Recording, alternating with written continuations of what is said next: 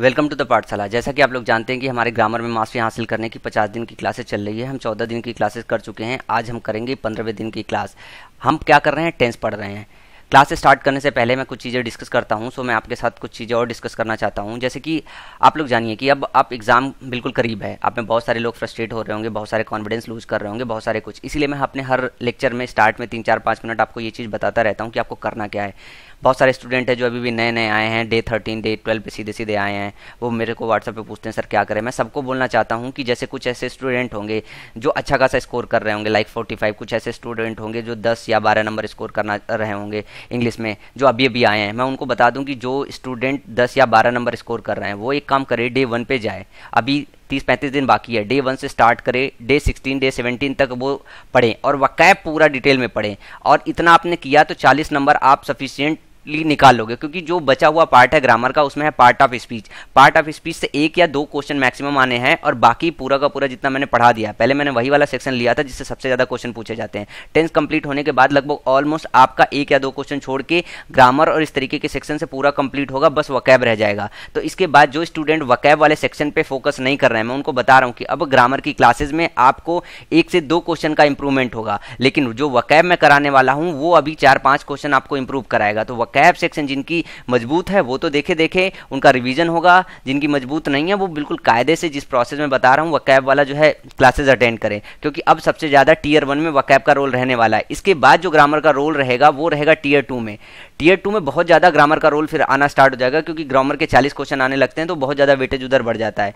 तो आपको ग्रामर पे फोकस करना है, लेकिन ये जो हम 16-17 क्लासेस मैंने ग्रामर की पढ़ाई है इनको ऐसे मेमोराइज कीजिए, ऐसे मेमोराइज कीजिए कि पूछो मत, कि बिल्कुल भूले ना। और इसके बाद में 2 और इंपॉर्टेंट टॉपिक लूंगा जिससे बहुत ज्यादा क्वेश्चन पूछे जाते हैं। एक तो एडवर्ब में बहुत कंफ्यूजन होता है, वो मैं लेने वाला हूं। एक एग्जेक्टिव में बहुत कंफ्यूजन होता है तो वो लेने वाला हूं। इनसे और क्वेश्चन पूछे जाते हैं। उसके बाद नाउन, प्रोनाउन और आपके आर्टिकल वगैरह से इनसे एक आध रैंडमली क्वेश्चन पूछे जाते हैं, लेकिन एग्जेक्टिव और एडवर्ब से ज़्यादा पूछे जाते हैं। तो यहाँ तक जो आपने किया, जैसे कोई लड़का है ये है कि अभी उसके मार्क्स कम आ रहे हैं, तो मैं उनको ये बोलना चाहूँगा कि जैसे इस बार 130-32 नंबर के आसपास जनरल की कट ऑफ जाने की उम्मीद है, क्योंकि 15 मिनट रिड्यूस किया गया है, तो इतना मैक्स आप उम्मीद कर सकते हो कि जाएगा। तो आप 132 नंबर तक ले आइए किसी भी तरीके से, जो अभी अभी आए हैं। और जो लड़के पहले से आए हैं जिनके स्कोर अच्छे हो रहे हैं 45 के आसपास, वो जाएँ 160 नंबर 170 नंबर के आसपास, वो टॉप लिस्ट में जा सकते हैं, आराम से अपना रैंक बना सकते हैं। और जो 132 लेके आए हैं मार्क्स या 32 तक ला सकते हैं, वो बिल्कुल फ्रस्ट्रेट ना हो। 132 आने के बाद भी मैं गारंटी दे रहा हूं जो टीयर 2 की स्पेशल क्लासेस चलाएंगे इसमें 360 नंबर तक हम आपको स्कोर करा देंगे,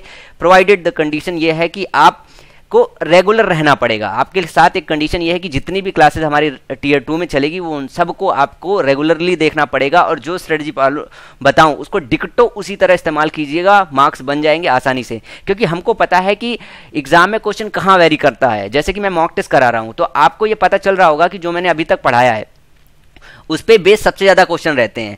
वकैब अगर कंप्लीट हो जाए तो वकैब और अभी तक जो क्लासेस बनाई है आराम से 42-43 नंबर आप स्कोर कर लेंगे। जिनको पार्ट ऑफ स्पीच का नॉलेज होगा वो पूरे 50 में 50 कर लेंगे। बहुत सारे स्टूडेंट है मॉक में जो लिख के अभी मुझे बता रहे हैं कि सर मेरे 24 सही है, मेरे 23 है, वो बहुत अच्छा कर रहे हैं। बस ये क्लासेस आप रेगुलर लास्ट तक बनाए रखिएगा। बहुत अच्छा स्कोर करने के बाद भी जाके मेन एग्जाम में स्कोर नहीं होता, उसकी वजह होती है कि जो आप ये आखिरी का 1 महीना बिताने वाले हो, क्योंकि आपने अभी तक क्या किया वो पता नहीं होता है, उससे फर्क नहीं पड़ता। लेकिन आपका 1 मंथ जो लास्ट का है ना, ये आपका स्कोर हिला सकता है। देखो एक होता है ना ग्राफ ये वाला, ऐसे ऐसे जाके लास्ट मंथ में ये रिड्यूस होता है। इसको एक बार मैं डिस्कस कर रहा हूँ, मैं कर चुका हूँ, फिर से करता हूँ। और एक ये होता है कि धीरे धीरे धीरे धीरे ये लास्ट महीने का ग्राफ ये ला जाना चाहिए। तो आखिरी महीने में आप जो है बिल्कुल तमीज वाली मेहनत करो। मतलब इस वक्त 12 घंटे के आसपास पढ़ते रहो, जिसमें से आप 6 घंटे रिवीजन में दो, 8 घंटे रिवीजन में दो, और रिवीजन धीरे धीरे आने वाले दिनों में बढ़ाते जाओ। और अपनी पढ़ाई स्टॉप मत करियो। जो है 4 घंटे के आसपास नया कुछ पढ़ो, 5 घंटे के आसपास नया पढ़ो, बाकी 6 से 7 घंटे रिवीजन में दो।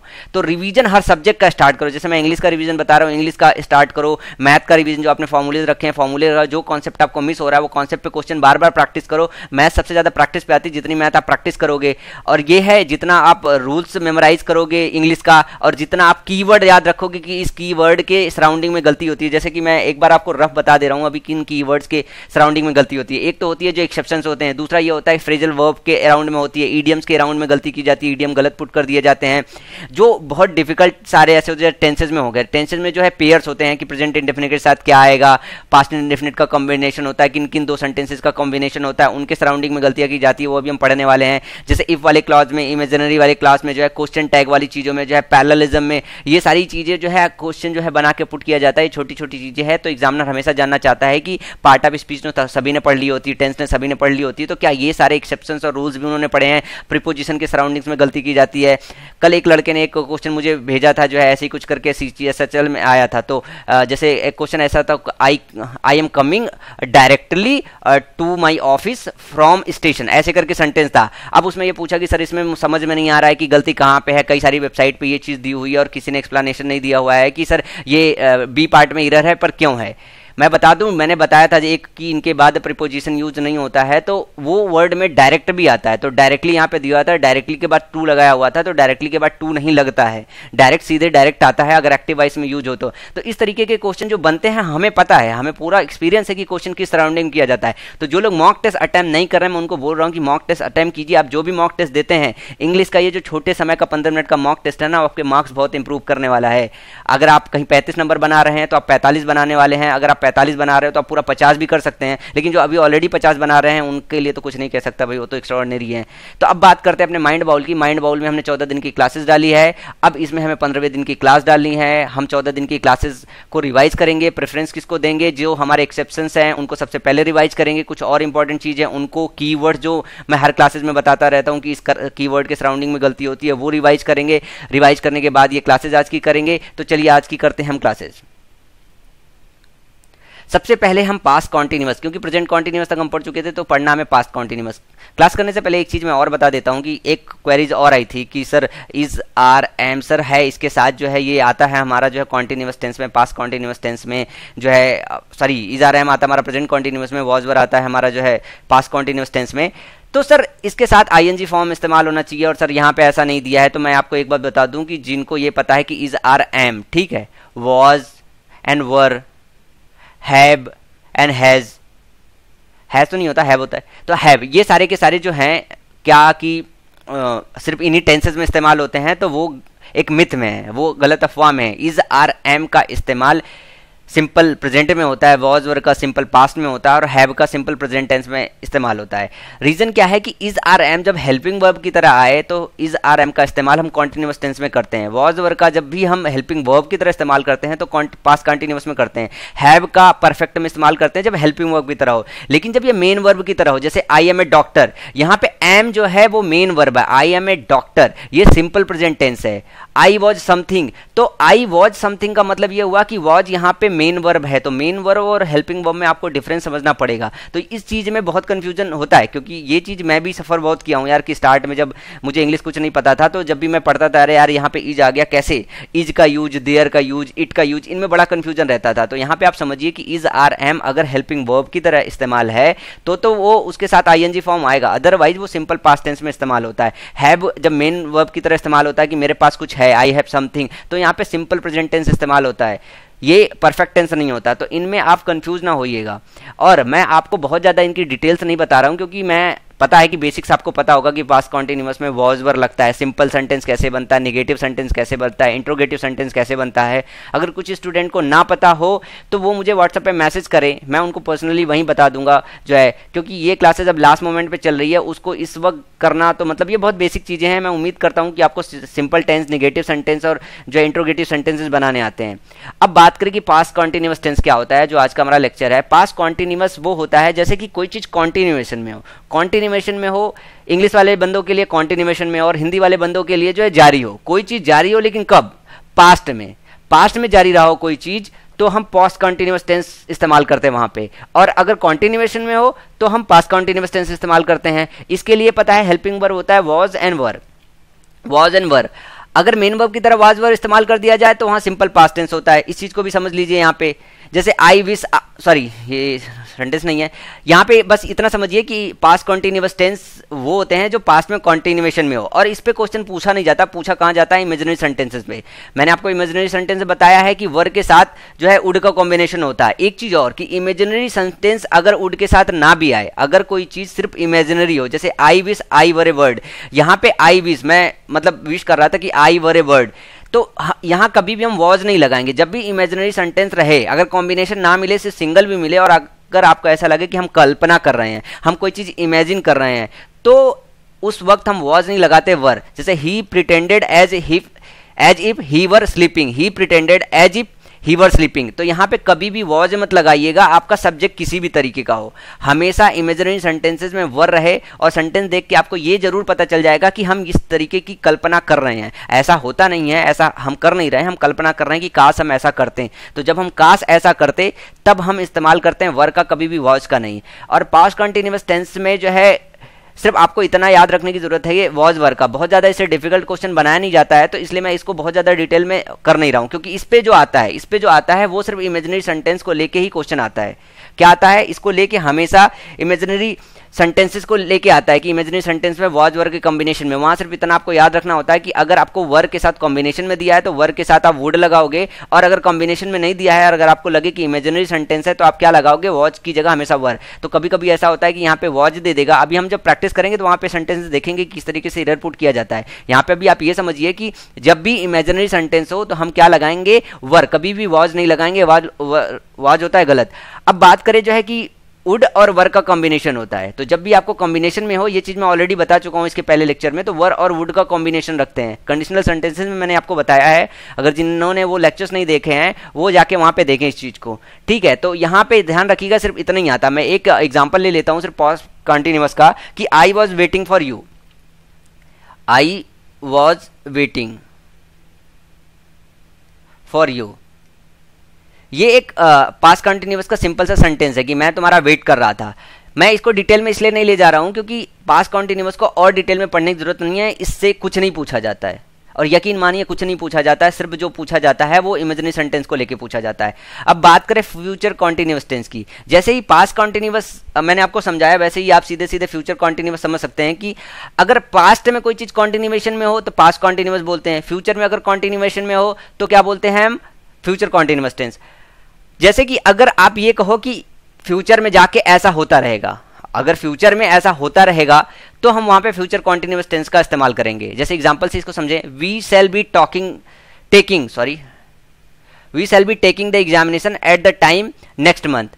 हम अगले महीने में एग्जाम दे रहे होंगे, हम अगले महीने में एग्जाम दे रहे होंगे। यहाँ पे एक एरर देता है कि गिविंग द एग्जाम, तो याद रखिएगा कि हम एग्जाम टेक कर रहे होते हैं, कभी भी गिव नहीं करते हैं।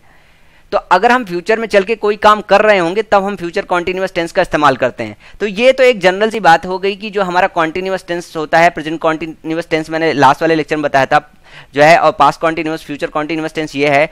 और इसमें एक चीज और जानने की जरूरत होती है जहां से और क्वेश्चन पूछे जाते हैं। जैसे कुछ वर्ड ऐसे हैं जिनको हम सिर्फ कॉन्टिन्यूअस टेंस में रखते हैं या नहीं रखते हैं, इस चीज को लेके, जैसे वर्ब ऑफ परसेप्शन, इनके साथ हम कभी भी आईएनजी का इस्तेमाल नहीं करते हैं। See, taste, smell, air, purifier, please, notice and recognise, ये परसेप्शन है। परसेप्शन का मतलब ये होता है कि हम कोई चीज एक तरीके से सोच रहे होते हैं कि ये कैसा होगा। तो see, taste, smell, air, purifier, please, notice and recognise, ये सारे ऐसे वर्ड हैं जिनके साथ हम आईएनजी नहीं लगाते हैं। Verb of thinking process, think, know, mean, kind, remember and suppose, think, know, mean, kind, remember and suppose, ये हम मतलब इन सारे वर्ड से क्या कर रहे होते हैं, हम सोच रहे होते हैं कोई चीज की प्रोसेस कोई कैसा होगा, ठीक है। जैसे हम सपोज कर रहे हैं, सोच कर रहे हैं, थिंक सोच रहे हैं, नो हम जानते हैं हमारी नॉलेज में, मीन इसका मतलब ये है, माइंड कर रहे हैं हम किसी चीज को, रिमेंबर कर रहे हैं, तो ये हमारी थिंकिंग प्रोसेस से रिलेटेड है। इनको कभी भी हम आईएनजी फॉर्म में नहीं रखते हैं, याद रखिएगा। तो जो क्वेश्चन बनता है एक तो इमेजिनरी सेंटेंस से बनता है, दूसरा यहाँ से बनता है। तो कॉन्टिन्यूअस टेंस में और अगर आप पढ़ोगे तो फिर उसको अपने दिमाग में इस वक्त लास्ट मोमेंट में बैठा के रखना इतना डिफिकल्ट होगा कि फिर वो पजल होगा, याद करना मुश्किल हो जाएगा। तो आपको याद क्या करना है, आपको मेन चीजें याद करनी है, इन्हीं चीजों को अपने सामने से गुजारना है ताकि इन पे क्वेश्चन बनते हैं, जब भी क्वेश्चन आए तो आपका क्वेश्चन जो है क्रैक हो जाए। वर्ब आप शोइंग पोजीशन, अगर कोई ऐसे वर्ब है जो पोजीशन शो करते हैं, जैसे ओन है, मेरे पास कुछ है, बिलोंग करता है, कंप्राइज है, possesses, contain, consist, want, wish, desire, hate, agree, trust, imagine, ये सारे वर्ड देख रहे हैं किसी ना किसी तरीके से पोजीशन शो कर रहे हैं, तो इनके साथ भी आईएनजी का इस्तेमाल नहीं करते हैं। Verb in general look, seem, appear, effect, resemble, cause, require, become, hope, refuse, ये सारे के सारे जो वर्ड हैं ये सब के सब जो है आपका क्या है, वर्ब ऑफ जनरल लुक।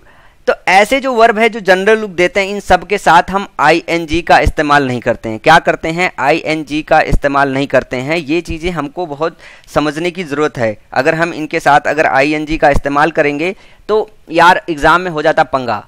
क्योंकि इन चीज़ों को देख के हम कभी समझ नहीं पाते। तो आपको ये वर्ड्स मेमोराइज करने पड़ेंगे। क्या करने पड़ेंगे? मेमोराइज करने पड़ेंगे। बगैर मेमोराइज किए हुए इसका कोई मतलब आप चीज़ों को सही से कर नहीं पाओगे। ठीक है, यहाँ पे एक चीज़ है, जैसे अगर आप गौर करोगे तो यहाँ पे एक मिस्टेक ये है, इफेक्ट। मैंने आपको इफेक्ट और अफेक्ट में बताया था, तो टाइपो एरर था, ये होगा अफेक्ट। अफेक्ट वर्ब की तरह इस्तेमाल करते हैं, इफेक्ट नाउन की तरह इस्तेमाल करते हैं। तो अगर इसमें कहीं स्पेलिंग मिस्टेक होगी तो आप उसे प्लीज़ करेक्ट कर लीजिएगा, क्योंकि मैं इतना भी ध्यान नहीं दे रहा हूँ कि कोई भी स्पेलिंग करेक्ट या इनकरेक्ट है। जैसे verb of perception, see, taste, smell, air, purifier नहीं होता यार, क्योंकि प्यूरीफायर परसेप्शन का नहीं हो सकता, तो टाइपो एरर है यहाँ पे। यहाँ पे होगा प्रीफर। क्या होगा? प्रीफर। मैं चेक कर लेता हूँ, और कुछ तो मिस्टेक नहीं है, कुछ पंगा लग रहा है। टाइपो एरर बहुत होता रहता है ना। यहाँ पे एयर भी नहीं होगा, हियर होगा। क्या होगा? Hear. Hear, prefer, please, notice, recognise, think, know. अब मैं अपनी जुबान पे, जैसे मैं इसको ऐसे रट्टा मार के रखा था, verb of thinking process, think, know, mean, mind, remember, suppose. Think, know, mean, mind, remember, suppose. मुझे एक फ्लो में चीज़ें याद रहती है। Own, have, belong, comprise, possesses, contain, consist, want, wish, desire, hate, agree, trust, imagine, look, seem, okay, appears, affect, resemble, cause, require, hope, refuse. ठीक है, okay, अब सही है। तो ये सारे के सारे वर्ड आपको मेमोराइज करने पड़ेंगे। इनको मैंने कायदे से मेमोराइज किया हुआ था, ताकि मुझे इस पे जो भी कोई क्वेश्चन आए तो मेरे से एरर ना हो। अब बात करते हैं कि कैसे इस पे क्वेश्चन आता है। जैसे आता है इस तरीके का, he is owning a car, तो he is owning a car नहीं होता, ही ओन्स ए कार होता है। तो जब भी ये सारे वर्ड मिले आपको, तो ये सारे वर्ड के साथ आप सिंपल प्रेजेंट टेंस इस्तेमाल करते हो। क्या इस्तेमाल करते हो? Simple present tense. He is owning a car नहीं होता, ही ओन्स ए कार होता है। This house is belonging to नहीं होता है, बिलोंग्स टू मी होता है। क्या होता है? बिलोंग्स टू, इज नहीं लगेगा, बिलोंग्स टू मी होता है। तो इस तरीके की चीज़ों को आपको समझना पड़ेगा, ये जो है मेमोराइज करना पड़ेगा। इन पे बहुत सारे क्वेश्चन आते हैं, बहुत ज़्यादा क्वेश्चन आते हैं इस पे। I am not meaning anything wrong. I am not meaning नहीं होगा, आई डू नॉट होगा। I don't mean anything wrong. क्या? आई डोंट मीनिंग नहीं, I don't mean anything wrong. I am seeing, I don't mean anything wrong. Writing गंदी है, ध्यान से सुनिएगा। I don't mean anything wrong, ये सही सेंटेंस होगा। I am seeing a man standing there, I see a man standing there, ये होगा। सी के साथ आईएनजी नहीं आता है। I am seeing a man standing there, दोबारा रिपीटेड है सेम सेंटेंस। ठीक है, लेकिन इसमें से कुछ वर्ड ऐसे हैं, कुछ वर्ड ऐसे जैसे हैव हो गया। क्या? इफ हैव, अगर ये पोजीशन बता रहा हो तो ये आईएनजी फॉर्म में यूज नहीं होता है। लेकिन अगर ये ऐसा होता है कि अगर हम फन कर रहे होते हैं, टू हैव फन, या फिर टू ईट, क्या कर रहे होते हैं, अगर हम फन के सेंस में इस्तेमाल करते हैं या खाना खाने के सेंस में इस्तेमाल करते हैं, तब हम हैव का आईएनजी फॉर्म इस्तेमाल करते हैं। जैसे I am having a piece of cake. I am having a piece of cake का मतलब ये होता है कि मेरे पास एक पीस का मतलब केक का पीस है जो मैं खा रहा हूँ। I am having a piece of cake, तो जब इस सेंस में आता है तो हैव का हम इस्तेमाल करते हैं आईएनजी फॉर्म। अदरवाइज तो यहाँ पे भी आपको ये चीज नोट करनी पड़ेगी, ये पर्टिकुलर सेंटेंस याद रख लेंगे तो भी आपको जो है एग्जाम में इसमें करने में मदद मिल जाएगा। कि दो कीवर्ड याद रखिएगा कि हैव का जब हैव फन के सेंस में आए तो हम हैविंग लगाते हैं, टू ईट के सेंस में आए तब हम आईएनजी फॉर्म इस्तेमाल करते हैं। इस पूरे रूल को मैं एक बार और रिपीट करता हूं क्योंकि ये रूल बहुत इंपॉर्टेंट होता है। इस पे क्वेश्चन बहुत आते हैं, टीयर 1 में मिलते हैं, टीयर 2 में बहुत ज़्यादा मिल जाते हैं क्वेश्चन इस पे से। तो see, taste, smell, hear, prefer, please, notice, recognise, ये आपके वर्ब ऑफ परसेप्शन है। Verb of thinking process, think, know, mean, mind, remember, suppose, ये आपके वर्ब हो गए। और verb showing position, own, have, belong, prize, possesses, contain, consist, want, wish, desire, hate, agree, trust, imagine, ये सारे word हो गए। Verb in general, look, seem, appear, affect, resemble, cause, require, become, hope, refuse, इन सब के साथ क्या होता है, आईएनजी फॉर्म नहीं लगता है। हैव का इस्तेमाल आईएनजी फॉर्म में होता है जब टू हैव फन या टू ईट के सेंस में आता है। अब कुछ चीजें और है, जैसे रिमेंबर, फील, लुक, अपीयर। अगर ये इमोशन एक्सप्रेस कर रहे हो, क्या इमोशंस अगर एक्सप्रेस कर रहे हो तो इनको हम प्रोग्रेसिव स्टेट में लिख सकते हैं। क्या करते हैं? प्रोग्रेसिव स्टेज का मतलब होता है कॉन्टिन्यूएस फॉर्म में, आईएनजी फॉर्म में। I think you are right, I think you are right, I am thinking you are right. अब ये दो सेंटेंस है, I am thinking you are right and I think you are right. इसमें I think you are right सही है, I am thinking you are right गलत है। क्या? I think you are right जो है सही है, क्योंकि इसमें इमोशंस का लेना देना नहीं है। I am thinking of you, I am thinking of you, मैं तुम्हारे विषय में सोच रहा हूं। अब यहाँ पे मेरे इमोशंस की बात आ रही है। I think you are right, यहाँ पे थिंक जनरल वर्ड है, और I am thinking of you, मैं तुम्हारे विषय में सोच रहा हूं। तो यहाँ पे एक तरीके का इमोशन है, मैं इमोशन एक्सप्रेस कर रहा हूं। तो समझ रहे हैं ना कि I am thinking you are right नहीं लिखते हैं, I think you are right लिखते हैं, और I am thinking of you, यहाँ पे क्या हो रहा है, इमोशंस जो है एक्सप्रेस हो रहा है। तो जब भी इमोशंस एक्सप्रेस हो तो think, remember, feel, look, appear, क्योंकि ये सारे ऐसे वर्ड है जिनसे हम अपने इमोशंस एक्सप्रेस करते हैं। तो ऐसे वर्ड जिनसे हम अपने इमोशंस एक्सप्रेस करते हैं, अगर वो इमोशंस एक्सप्रेस करने के सेंस में आए तो हम आईएनजी फॉर्म में इस्तेमाल कर सकते हैं। It was appearing as if they were going to kill us. अब इस सेंटेंस में गड़बड़ी कहाँ है? गड़बड़ी ये है कि जैसे अपीयर मैंने अभी बताया कि यहाँ पे रिमेंबर, फील, लुक, अपीयर, ये सब जब इमोशन एक्सप्रेस कर रहे होते हैं तब तो जो है इनका आईएनजी में इस्तेमाल करते हैं। इट वॉज अपियरिंग, ऐसा कुछ अपीयर हो रहा है, तो यहाँ पे कोई इमोशंस तो शो नहीं हो रहा है। It was appearing as if they were going to kill us, ऐसा अपीयर हो रहा है कि वो मारने जा रहे हैं। यहाँ हम इमोशन शो नहीं कर रहे हैं, यहाँ पे हम कोई चीज़ बता रहे हैं कि ऐसा कुछ दिखाई दे रहा है। ठीक है, तो जब ऐसे सेंस में आए, नॉर्मल सेंस में, तो अपीयरिंग नहीं लिखते हैं, अपीयर्ड लिखते हैं। वॉज अपीयरिंग के बजाय it appeared as if they were going to kill us. You are looking good, you are looking good, ये सेंटेंस सही है, जैसे कि यू आर लुकिंग गुड, तो एक तरीके का यहाँ पे एक्सप्रेशन हो गया ना कि कोई बेहतर दिख रहा है।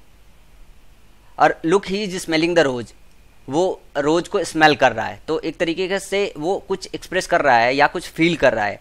तो इमोशंस स्मेलिंग रोज में सही है, तो यहाँ पे ऐसे इसको समझ सकते हैं कि यू आर लुकिंग गुड, ये सेंटेंस सही है। Look he is smelling the rose, ये सेंटेंस सही है। लेकिन इस सेंटेंस में it was appearing as if they were going to kill us, इसमें जो है अपीयरिंग जो है इमोशन एक्सप्रेस करने के सेंस में नहीं आया है। इस चीज़ में आपको थोड़ा सा कन्फ्यूजन जरूर होगा, क्योंकि अगर आप जनरल सेंस लगाने लगोगे, जैसे जनरल सेंस लगाओगे तो इस तरीके से दिमाग में आता है कि इट वॉज अपीयरिंग, तो यहाँ पे भी अपीयर का सेंस आ रहा है। यू आर लुकिंग गुड, तुम अच्छे दिखाई दे रहे हो।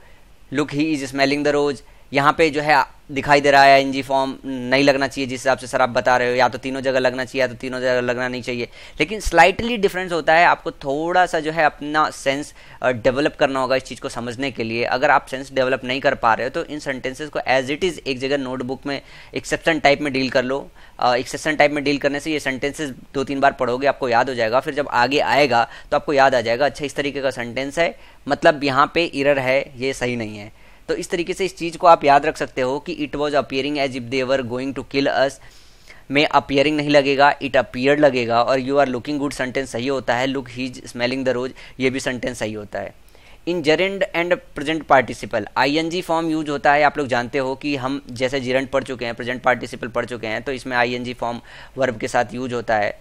तो यहाँ पे इसका ज़्यादा कुछ यूज़ नहीं है, बस कुछ एग्जांपल है। Being ill I could not come, getting a job is easy nowadays, seeing is believing. यहाँ पे मैंने कुछ इसलिए ले लिया था कि कुछ और नए कॉन्सेप्ट थे। जैसे यहाँ पे एक तरीके का एरर आता है, seeing is believing, seeing is to believe करके आता है, सीइंग इज़ टू बिलीव करके आता है, seeing is to believe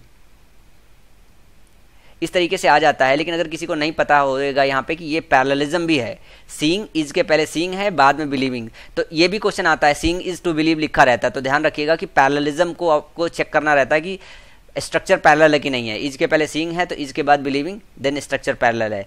swimming is a good exercise, यहाँ पे swimming verb plus I N G gerund आया है। ठीक है, तो इस तरीके से जो है आप जो है जीरंड में जो है वर्ब के साथ आईएनजी लगाते हैं यहाँ पे, और इसका कुछ खास नहीं है, बस आपको इतना जानना था। जीरंड आप ऑलरेडी पढ़ चुके हैं, मैं पढ़ा चुका हूँ। If you use a verb after a preposition, ये भी मैं आपको पढ़ा चुका हूँ कि प्रीपोजिशन के बाद जब भी वर्ब आता है तो वो आईएनजी फॉर्म में आता है, प्रोग्रेसिव स्टेट में आता है।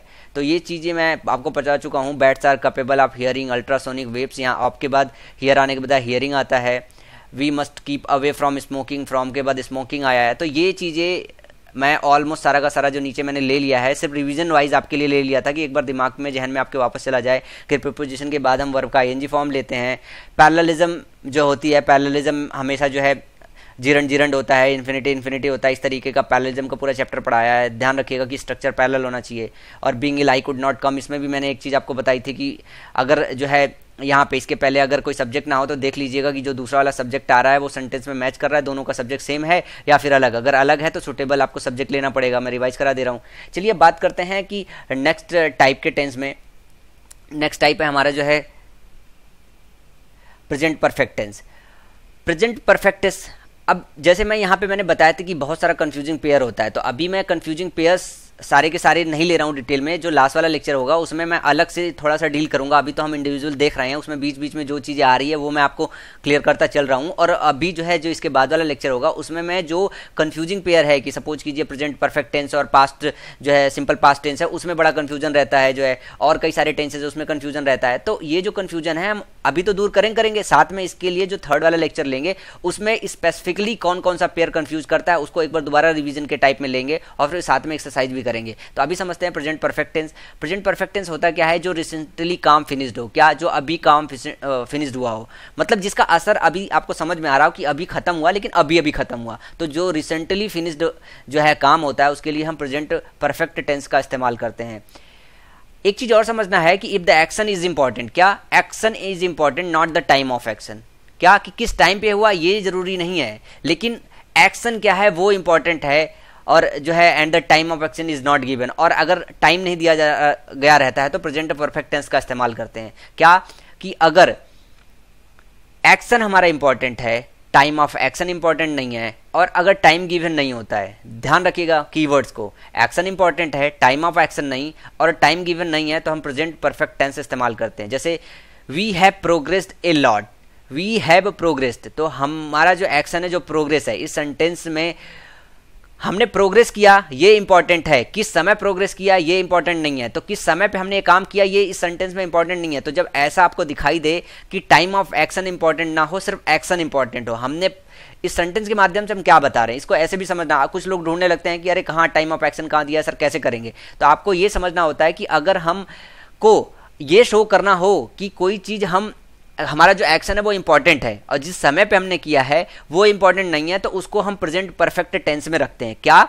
अगर कोई काम, कोई वर्क वो ज़्यादा इंपॉर्टेंट हो और ये जरूरी ना हो कि कौन से समय पे किया है, तो उसको हम प्रेजेंट परफेक्ट टेंस में रखते हैं। तो मतलब हमें टाइम शो करने की जरूरत नहीं है, हमें action, time of action show करने की जरूरत नहीं है, हमें सिर्फ ये बताने की जरूरत है कि ये पर्टिकुलर काम जो है ज़्यादा इंपॉर्टेंट है, तो हम उसको प्रेजेंट परफेक्ट टेंस में रख के बताते हैं। We have reach the moon, we have reached the moon, हम जो है चंद्रमा पे पहुंच गए। कब पहुंचे हमको पता नहीं है, हम पहुंच चुके हैं। हम क्या करें? पहुंच चुके हैं।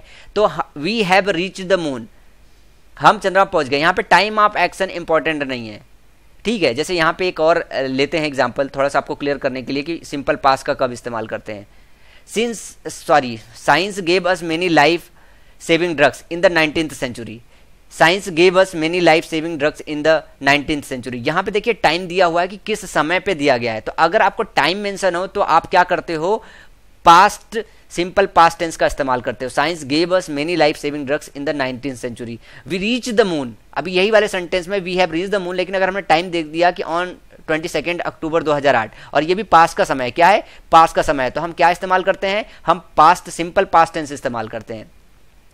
एक बार मैं फिर से आपको इस चीज़ को समझाता हूँ कि प्रेजेंट परफेक्ट टेंस वहाँ पे इस्तेमाल करते हैं जब हमारा जो है काम, हमारा जो एक्शन है वो इंपॉर्टेंट हो, किस समय पे एक्शन किया वो इंपॉर्टेंट नहीं हो। मतलब अगर हम सेंटेंस के थ्रू ये बताने की कोशिश कर रहे हैं कि ये काम इंपॉर्टेंट है, टाइम ऑफ एक्शन इंपॉर्टेंट नहीं है, तो हम प्रेजेंट परफेक्ट टेंस में रख के बताते हैं। लेकिन अगर हम टाइम ऑफ एक्शन भी दिखा रहे हैं तो ऐसे सेंटेंसेस को हम किस में? सिंपल पास्ट में रखते हैं। तो इन दोनों में कन्फ्यूजन थोड़ा सा क्रिएट होता है। तो ये चीज़ यहाँ पे मुझे उम्मीद है कि आपको क्लियर हो गई होगी अब कि अगर आपको टाइम मेंशन रहे तो जो है क्या करना है, आपको सिंपल पास्ट इस्तेमाल करना है, वैसे आप प्रेजेंट परफेक्ट इस्तेमाल करोगे। और प्रेजेंट परफेक्ट टेंस इस्तेमाल करने के लिए कुछ और कीवर्ड्स भी होते हैं जिनको हम अभी चल के पढ़ेंगे। एक और कन्फ्यूजन होता है परफेक्ट टेंस में। एक सेंटेंस आता है इस तरीके का, लिखा होता है has had, have had, had, और हमको लगता है कि ये गलत है कि हैज़ हैड नहीं होता, हैव हैड नहीं होता, हैड नहीं होता, और हम वहीं पर टिक मारते निकल जाते हैं या फिर इसको इम्प्रूव करने की कोशिश करते हैं अलग अलग ऑप्शन से। तो मैं बता दूं कि ये कॉम्बिनेशन आता है। अब ये कॉम्बिनेशन कब आता है? इसमें एक हैज होता है आपका हेल्पिंग वर्ब, और एक हैड या फिर हैव जो होता है वो आपका होता है जो है पास्ट फॉर्म होता है। कभी वो सेकंड फॉर्म होता है हैव का, कभी वो थर्ड फॉर्म होता है, तो हैव हैड हैड होता है। तो ये पोजीशन दिखाने के उसमें मेन वर्ब की तरह इस्तेमाल होता है। तो आपका एक हैज़ या हैव या फिर हैड हेल्पिंग वर्ब होता है और एक मेन वर्ब होता है। मेन वर्ब में इसका मतलब होता है जैसे कि आई हैव समथिंग, मेरे पास कुछ है, तो पास के सेंस में, पोजीशन के सेंस में यहाँ पे हैड का इस्तेमाल होता है परफेक्ट टेंस में। तो ये जैसे यहाँ पे हमने एग्जांपल लिया है कि I have had enough problem here, यहाँ पे एक हैव जो है वो आपका हेल्पिंग वर्ब है, दूसरा जो हैड है वो आपका थर्ड फॉर्म है हैव का, तो ये मेन वर्ब है। क्या है? मेन वर्ब है। तो ये कॉम्बिनेशन आता है, इसको देख के आप गलत मत टिक मारिएगा। He has had his breakfast, he has ये परफेक्ट टेंस में है, तो ही हैज का मतलब हो गया जो है हेल्पिंग वर्ब, और हैड का मतलब हो गया कि उसके पास ब्रेकफास्ट है के सेंस में आया है, ये वर्ब की थर्ड फॉर्म है, ये मेन वर्ब की तरह इस्तेमाल है। तो ये कंफ्यूज होके गलत मत कर दीजिएगा। तो ये कॉम्बिनेशन होते हैं। और कुछ ये कीवर्ड हैं जैसे usually, recently, already, yet, so for, ये सारे के सारे परफेक्ट टेंस में आते हैं। ध्यान रखिएगा, मैं यहाँ प्रेजेंट परफेक्ट नहीं कह रहा हूँ परफेक्ट टेंस। ये सारे के सारे वर्ड आते हैं वो परफेक्ट टेंस में आते हैं। बस वहाँ पे इन वर्ड्स में से आपको ये पहचानना होता है कि जो है वो पास्ट में बात की जा रही है या प्रेजेंट में बात की जा रही है या फिर फ्यूचर में बात की जा रही है। तो ये वर्ड्स परफेक्ट टेंस में इस्तेमाल होते हैं, ये यहाँ पे कहना है। यूजुअली, रिसेंटली, ऑलरेडी, यट, सो फार। ठीक है, जैसे यहाँ पे एग्जाम्पल देते हैं, he has not reached home yet, तो यहाँ पे एट है, परफेक्ट टेंस में इस्तेमाल किया गया, किसमें? प्रेजेंट परफेक्ट में, प्रेजेंट परफेक्ट में। और एक चीज और ध्यान देने लायक है कि यट का अक्सर करके, मतलब अक्सर क्या, जनरल सेंस में जब हम इस्तेमाल करते हैं तो निगेटिव सेंटेंस में इस्तेमाल करते हैं एट का। और यहाँ पे जैसे पास्ट परफेक्ट का भी एक एग्जांपल लिया है, he had not done any work so far, he had not done any work so far. तो ये जितने भी वर्ड है ये परफेक्ट टेंस में आते हैं। इनको देख के अगर आपको पता चले कि परफेक्ट टेंस इस्तेमाल नहीं हुआ है, अगर आपको वहां पे दिख जाए कि सिंपल पास्ट टेंस इस्तेमाल कर दिया गया है या कोई और टेंस इस्तेमाल कर दिया गया परफेक्ट के अलावा, तो आपको वहां पे सेंटेंस को करेक्ट करना होगा और इनको परफेक्ट के फॉर्म में लाना पड़ेगा। इन पे भी क्वेश्चन बनते हैं। अभी एग्जाम्पल जब करेंगे तो वहां पे और देखेंगे कि एरर इस पे कैसे पुट किए जाते हैं। चलिए कुछ और पढ़ते हैं रूल। अब यह है सिंस को लेके, क्या है? सिंस को लेके रूल है। सिंस के साथ एक कॉम्बिनेशन आता है। सिंस के बाद कभी भी जब भी आप यहाँ पे सिंस के बगल में देखें, क्या? Simple past tense. क्या? Simple past tense. तो जो सिंस के साथ वाला सेंटेंस होता है, दो सेंटेंस मिलेंगे, दो पार्ट मिलेंगे सेंटेंस के। एक पार्ट होगा सिंस के साथ वाला पार्ट, एक होता है दूसरा वाला पार्ट। क्या होता है? दूसरा वाला पार्ट। तो कभी ये इस साइड आता है राइट साइड, कभी आता है लेफ्ट साइड। ठीक है, ध्यान से समझिएगा कि सिंस के साथ एक वाला पार्ट आता है सेंटेंस का, वो होगा हमेशा सिंपल पास्ट में, और जो इधर लेफ्ट साइड या राइट साइड में होगा वो हमेशा होता है प्रेजेंट परफेक्ट में। किस में होगा? प्रेजेंट परफेक्ट में। प्रेजेंट परफेक्ट में होगा, चाहे लेफ्ट साइड रखो चाहे राइट साइड रखो। दोनों का एग्जाम्पल दिखाता हूं मैं। एक है I have not seen him since he left India. Since के बाद क्या आया? ही लेफ्ट इंडिया। यह आया आपका सिंपल पास्ट, और हैव ये प्रेजेंट परफेक्ट। और यहां पे एक और सेंटेंस है, मैं नीचे दिखाता हूं। होल्ड रखिए, होल्ड ऑन, ऊपर ही होगा। Since he joined the army, since he joined the army. अब यहाँ पे सिंपल पास्ट है, लेकिन जो सिंस वाला पार्ट है, जो सिंस वाला पार्ट है वही सिंपल पास्ट में है। उसके बाद वाला है he has not taken any chance, तो यहाँ पे बाद में आया है और यहाँ पे प्रेजेंट परफेक्ट पहले आया। तो दोनों कॉम्बिनेशन होता है। क्या कि बस इसमें ये ध्यान रखना होता है आपके पास कि सिंस के साथ वाला, सिंस से जो अटैच्ड पार्ट होता है सेंटेंस का, वो हम रखते हैं सिंपल पास्ट में, लेकिन उसके पहले या उसके बाद वाला जो पार्ट होता है, जैसे कहें कि दो पार्ट होते हैं सेंटेंस के, दो एक्शन हुआ और दूसरा वाला जो एक्शन हुआ, दूसरा वाला जो पार्ट हुआ, उस पार्ट में हम परफेक्ट का इस्तेमाल करते हैं, प्रेजेंट परफेक्ट का।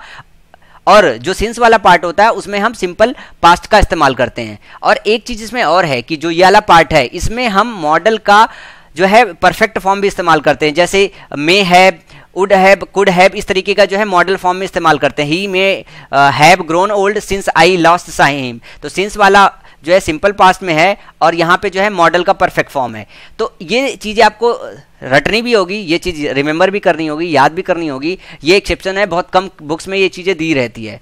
तो ये चीज आपको याद रख लो, बहुत कम टीचर्स भी इस चीज को पढ़ाते हैं कि सिंस के साथ जो कॉम्बिनेशन है वो आता है सिंपल पास्ट का, उसके पहले वाला जो दूसरा वाला पार्ट होता है सेंटेंस का, वो आता है आप परफेक्ट में, प्रेजेंट परफेक्ट में रखोगे, या फिर वो सॉरी, या तो फिर आप उसको सॉरी उसको फिर आप रखोगे या तो परफेक्ट फॉर्म में या तो मॉडल फॉर्म में। सिंस के साथ वाला जो पार्ट होता है वो सिंपल पास्ट में रखोगे, या फिर जो है मतलब जो उसके आजू बाजू वाला पार्ट होता है दूसरा, या तो पहले आए या बाद वाला पार्ट आए, या तो आप उसको मॉडल के परफेक्ट फॉर्म में रखोगे या फिर उसको जो है प्रेजेंट परफेक्ट के फॉर्म में रखोगे। और इस पे बेस एक और तरीके का जो है क्वेश्चन आता है। सपोज कीजिए कि जैसे दो एक्शन हो पास्ट में, क्या हो? दो एक्शन हो पास्ट में। तो दो एक्शन पास्ट में होता है तो एक तो होगा कि दोनों साथ में हो रहे हो, एक होता है कि एक खत्म हो जाए फिर दूसरा हो, इस तरीके का। तो इस पे बेस काफी सारे क्वेश्चन आते हैं। तो यहाँ पे मैं एक टाइप का अभी सेंटेंस एक्सप्लेन कर रहा हूँ, एक टाइप का सेंटेंस मैं बाद में एक्सप्लेन करूंगा। वो कौन सा? जब दोनों एक साथ हो रहे हो तो ये बाद में एक्सप्लेन करूंगा। और एक जो सबसे ज्यादा इंपॉर्टेंट है जिसमें बहुत ज्यादा क्वेश्चन पूछे जाते हैं कि दो पास्ट में एक्शन हो रहा है, एक पहले खत्म हो जाए, एक सेंटेंस पहले खत्म हो, एक एक्शन पहले खत्म हो, दूसरा एक्शन बाद में हो। क्या दो एक्शन हो, दो काम हम पास्ट में कर रहे हो, उसमें से भी एक काम पहले खत्म हो जाए और दूसरा उसके बाद खत्म हो, तो जो पहले खत्म होता है उसको पास्ट परफेक्ट में रखते हैं, पास्ट परफेक्ट में मतलब हैड के साथ रखते हैं, और दूसरा रखते हैं सिंपल पास्ट में। किस में रखते हैं?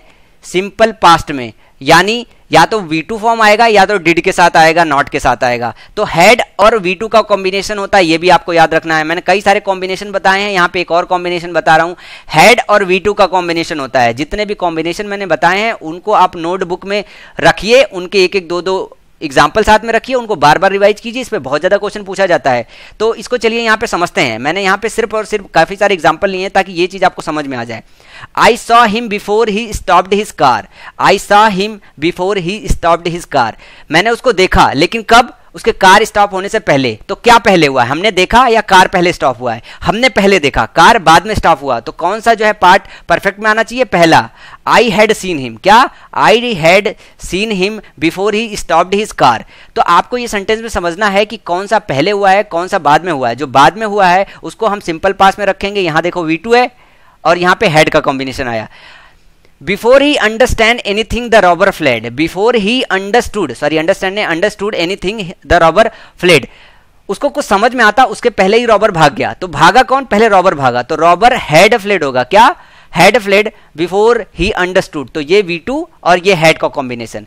बस इसमें ये ध्यान रखना होता है कि कौन सा एक्शन पहले हुआ। I met him after I finished my work, I met him, मैं मिला, लेकिन कब? जब मैंने काम खत्म कर लिया। तो पहले क्या हो रहा है? मैं काम पहले खत्म कर रहा हूं, तो आई हैड फिनिश्ड होगा। क्या? आई हैड फिनिश्ड, उसके बाद में मिला आई मेट हिम।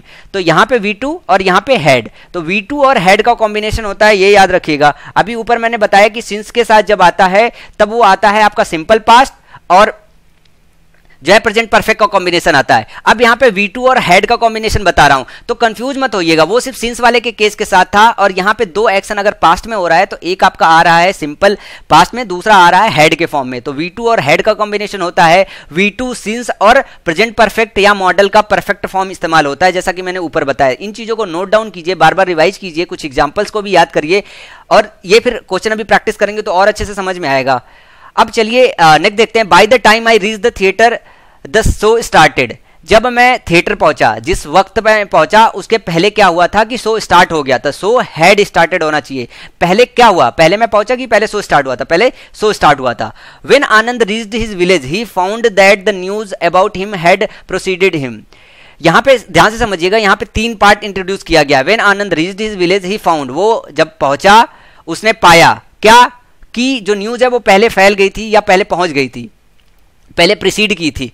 तो यहां पे पहले क्या हुआ था? पहले न्यूज प्रीसीड की थी, तो न्यूज हैड प्रीसीडेड हिम। ये सेंटेंस बिल्कुल करेक्ट है। समझ रहे हैं चीज को कि जो पहले काम हुआ हो उसको परफेक्ट में रखते हैं और जो उसके बाद में हो, और दोनों एक्शन पास्ट में होने चाहिए। ध्यान रखिएगा, दोनों एक्शन पास्ट में होने चाहिए। मैंने कंडीशनल सेंटेंसेस में आपको बताया है कॉम्बिनेशन, इमेजिनरी सेंटेंसेस में कॉम्बिनेशन बताया है। मैं एक बार फिर से रिपीट कर रहा हूं कि कंडीशनल सेंटेंसेस में सिंपल प्रेजेंट और फ्यूचर का कॉम्बिनेशन होता है, जो है सिंपल पास्ट और वुड का कॉम्बिनेशन होता है, हैड और वुड हैव का कॉम्बिनेशन होता है, वर और वुड का कॉम्बिनेशन होता है।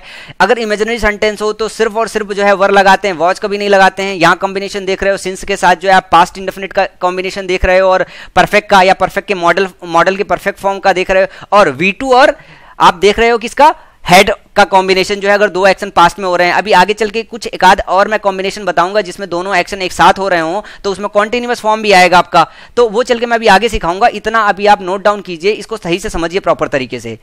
यहां पे मैंने लिख दिया है कि two action take place in past one after the other, the first action will be in past perfect tense and the second will be in simple past. और हिंदी में जानबूझ के समझाया ताकि आपको अच्छे से समझ में आ जाए। इंग्लिश मीडियम के स्टूडेंट जिनको बिल्कुल हिंदी नहीं आती है तो इंग्लिश को देख सकते हैं यहां से।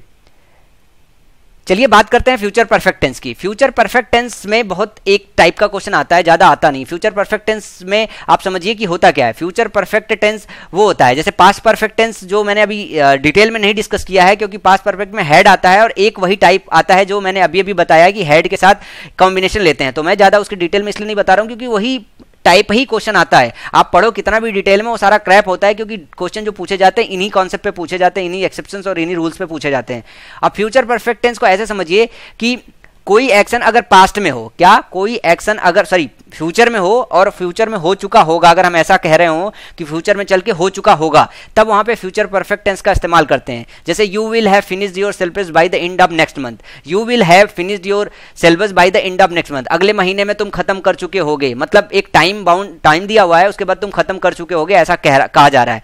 तो ऐसे में हम इस्तेमाल करते हैं। विल हैव और शेल हैव, इसका जो है हेल्पिंग वर्ब होता है, क्या होता है, will have and shall have. इसका निगेटिव फॉर्म जानते हो, will not have, shall not have, would not, मतलब ये है will not have, shall not have लगाओगे, इंट्रोगेटिव आपको पता है, तो मैं वो डिटेल में नहीं जा रहा हूं। अगर किसी स्टूडेंट को प्रॉब्लम है तो वो जो व्हाट्सएप पे करके बताया, मैं वहीं थोड़ा सा एक्सप्लेन कर दूंगा, क्योंकि अभी इतना ज्यादा टाइम नहीं है कि उसको भी और टाइम किल करे। अगर इतनी बेसिक वीक है तो आपको बुक का एक बार सहारा ले लीजिए, ताकि आपको ये पता चल जाए कि सिंपल सेंटेंस कैसे रखते हैं, निगेटिव सेंटेंस कैसे रखते हैं और इंट्रोगेटिव सेंटेंस कैसे रखते हैं। ये बचपन से आप पढ़े हैं, तो वो वाला थोड़ा सा पार्ट में स्किप कर रहा हूं।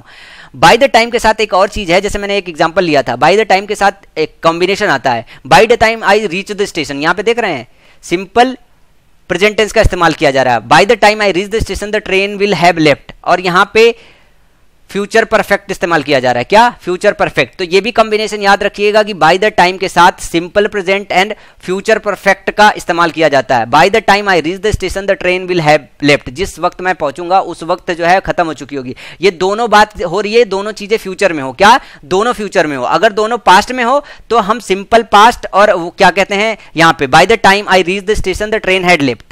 यहां पे हमने क्या किया, अगर दोनों पास्ट में हो रहे हो तो हमने कॉम्बिनेशन बनाया किसका, V2 और हैड का। लेकिन अगर यही दोनों एक्शन फ्यूचर में आपको पता चले, by the time I reach the station, तो एक इस्तेमाल करोगे आप सिंपल प्रेजेंट और दूसरा फ्यूचर परफेक्ट टेंस।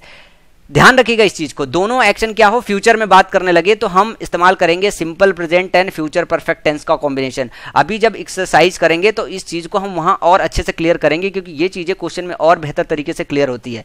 जैसे यहां लिखा है by the time I reach the station the train will have left, ये गलत सेंटेंस है, इस तरीके से पुट किया जाता है, तो यहाँ पे रीच नहीं होना चाहिए, रीच होना चाहिए। By the time I reach the station the train will have left, अगर यहाँ रीच लिख दे तो यहाँ पे हैड लिखते, क्या, द ट्रेन हैड लेफ्ट, ये कॉम्बिनेशन होता है। तो ये आपको कॉम्बिनेशन याद रखने हैं। अभी मैं प्रेजेंट परफेक्ट कॉन्टिन्यूअस टेंस नहीं ले रहा हूं, अगले लेक्चर में मैं प्रेजेंट परफेक्ट कॉन्टिन्यूअस के साथ कुछ कॉम्बिनेशंस हैं और कुछ मेरे अपने नोट्स हैं जो एक्सेप्शन टाइप के हैं, जो डाउट क्रिएट करता है। कुछ स्पेसिफिक कीवर्ड होते हैं जिनको हमको डाउट हो जाता है कि हम परफेक्ट में रखें कि सिंपल पास्ट में रखें, उसको भी मैं अगले लेक्चर में डील करूंगा। और इस पे बेस अच्छे खासे मैं क्वेश्चन कराऊंगा, क्योंकि टेंसेस क्वेश्चन से और अच्छी तरीके से समझ में आते हैं। तकरीबन मैं 40-50 के आसपास क्वेश्चन लेने वाला हूं और मैं डिस्कस करूंगा प्रॉपर तरीके से आपके साथ, और वो हमारा आखिरी लेक्चर होगा। लेक्चर थोड़ा लेंदी हो सकता है।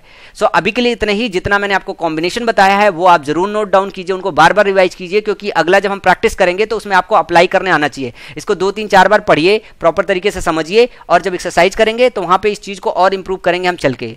सो मिलते हैं अगले लेक्चर में, तब तक के लिए थैंक यू, बाय बाय।